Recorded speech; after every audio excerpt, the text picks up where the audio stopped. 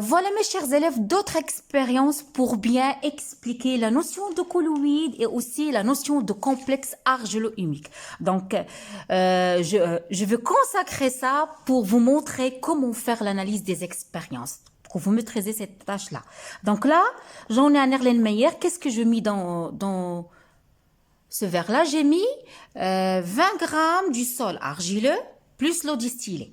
Donc, j'ai mis de l'argile et l'eau distillée par agitation. Toute ma décantation, je vais laisser sédimenter, puis je vais filtrer et je vais obtenir le filtrat. Le filtrat d'argile, d'une solution d'argile. Je vais partager ce filtrat d'argile en deux parties. Une partie, c'est l'expérience témoin, je n'ai rien rajouté. C'est comme l'expérience qu'on vient d'expliquer tout à l'heure. C'est l'argile fine seulement. Et la deuxième, j'ai rajouté le CaCl2. Donc, comparons le résultat, on vient d'expliquer ça.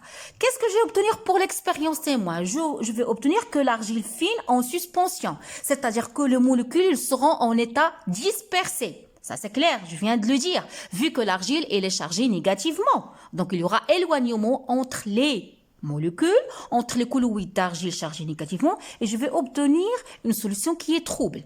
Tandis que pour la solution 2, qu'est-ce que j'ai obtenu? Une solution flocculée, c'est-à-dire il y a une flocculation. C'est quoi le mot flocculation, mes chers élèves?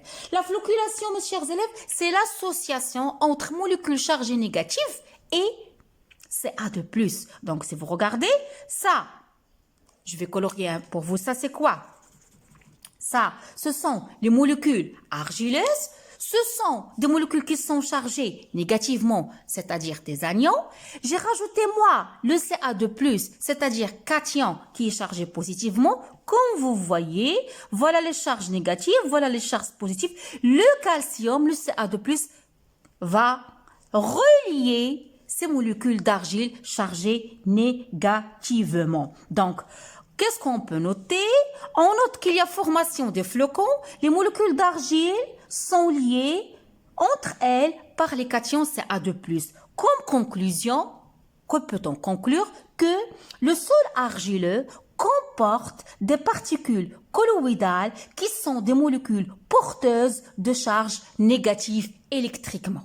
Cette expérience nous montre que l'argile elle est formée par des particules colloïdales chargées négativement. Ça, c'est clair. Faisons la même expérience, mais ça, qu'est-ce que j'ai utilisé? J'ai utilisé un sol qui est riche en humus. J'en ai rajouté le NaOH. Après agitation, après décantation, sédimentation, je filtre, j'obtiens le filtrat ou bien le surnageat que je vais diviser en deux parties. C'est le même protocole qu'on vient de faire avec l'argile. Une partie, je vais les laisser intactes, sans rien ajouter, c'est l'expérience témoin. Une autre partie, je vais rajouter le CaCl2. Comparons le résultat. Donc, pour l'expérience témoin, j'obtiens une solution trouble, j'obtiens une solution humique colloïdale. أحصل على محلول غرواني ذبالي. OK? Pour l'expérience 2, vous voyez, ماذا أحصل؟ Flocculation, تندف.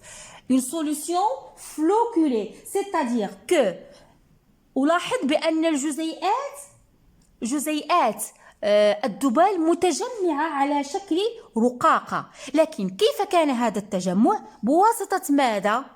Il y a une flocculation, il y a une association grâce à quoi? Grâce au cation Ca2+.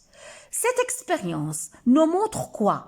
Que les molécules de l'humus sont liées entre elles par des cations et aussi comme conclusion que on peut déduire, regardez avec moi, que l'humus est constitué de molécules colloïdales porteuses de charges électriquement négatives.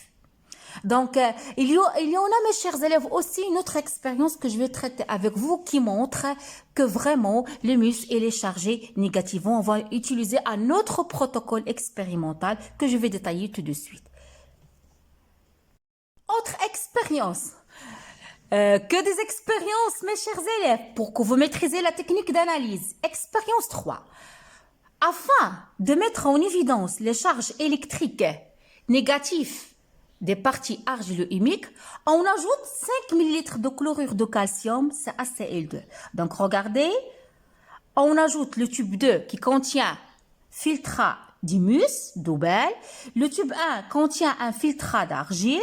On va, regardez, les mélanger, puis on va séparer cette solution en deux parties, dans deux tubes. Le tube A, absence de CaCl2, et le tube 2, on a ajouté CaCl2. Quels sont les résultats qu'on va obtenir? Regardez avec moi. J'attends que l'image sera réglée.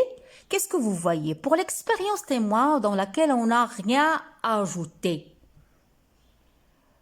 OK? Vous voyez, on a obtenu des molécules dispersées.